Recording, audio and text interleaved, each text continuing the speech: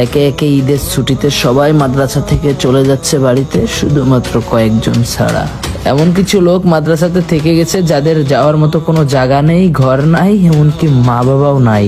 এরা এতিম, এদের চাহিদা পূরণ করার মতো কেউ নাই, এদের ঈদে নতুন পাঞ্জাবি কিনতে বায়না করার মতো কেউ নাই।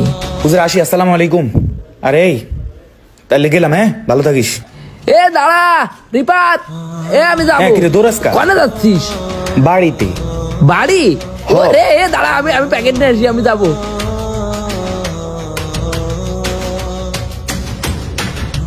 হঠাৎ করে ব্যাগ নিয়ে বেরোয় চলে আসলে, আমার কবি না তুই? চল। এই দাঁড়া, কই যাবি? বাড়ি? বাড়ি যাচ্ছিস না? তো আমি না বাড়ি যাবো, তুই যাবি কই? তোর বাড়ি, তোর সাথে যাওয়ার কথা ছিল না?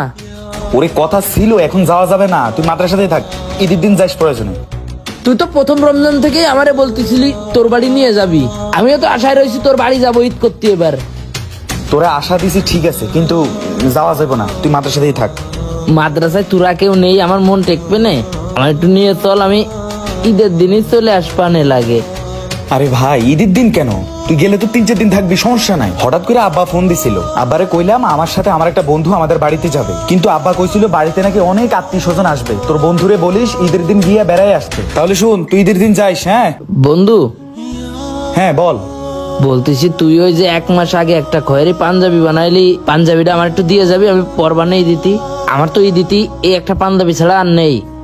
না না, ওটা দেওয়া যাবে না, ওটা আমি ঈদের 3য় দিন পরবো।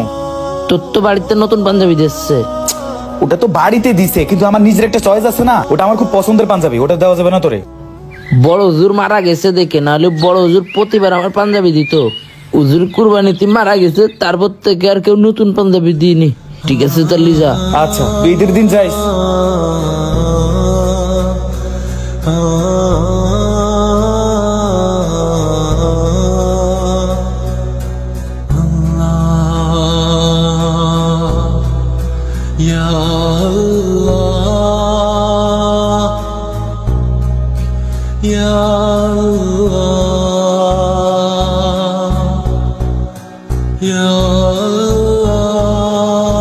চল তোরা চল।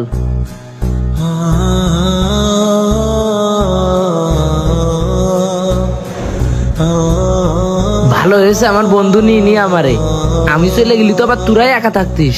আল্লাহ যা করে ভালোর জন্য করে, আমার পরে খেয়াল হয়েছে আজকে ঈদের দিন ক তাই না? ঈদ তুই যদি মনে কর বাড়ি থাকতিস কি করতিস? জানি ভাই, আমি তো বাড়ি যাইনি কোনোদিন, আমার তো বাড়ি নেই। ও তুই কি করতিস বাড়ি থাকলি এই ঈদের দিন? আমি তো জানি না, আমারও তো বাড়ি নেই। ও তোর তো বাড়ি নেই, কি কব। শোন, আমাদের এটাই বাড়ি। হ্যাঁ, এনে আমরা নামাজ পড়েছি, এই যে এখন ঈদ পালন করতেছি, এর আমি ঈদ পালন করবো। হ্যাঁ, আর একটু পরে ভাত খাতে যাবো। উজুরি তো পোল্ট্রির গোছ আমাদের জন্য কিনেছেই, বললো না একটু আগে যে পোল্ট্রির গোছ তো আছে তোদের জন্য, তোরা খাবি। আমরা মজা করে খাবো, নামাজ পড়বো, তারপর একটু ঘুরতে বেরোবো। ঠিক আছে? আমি যদি বড় এখান থেকে হাফেজ হয়ে বেরোতে পারি, আলেম হয়ে বেরোতে পারি, অনেক বড় বক্তা হবো, ওয়াজ মাহফিল করবো, হাজার হাজার লাখ লাখ মানুষ আমার কথা শুনবে, তখন তো তোরাও বড় বড় হয়ে যাবি। তোকে আমি বলবো না, তোকে সবার আমি আমার পাশে রাখবো। ঠিক আছে? চল উজু করে আসি।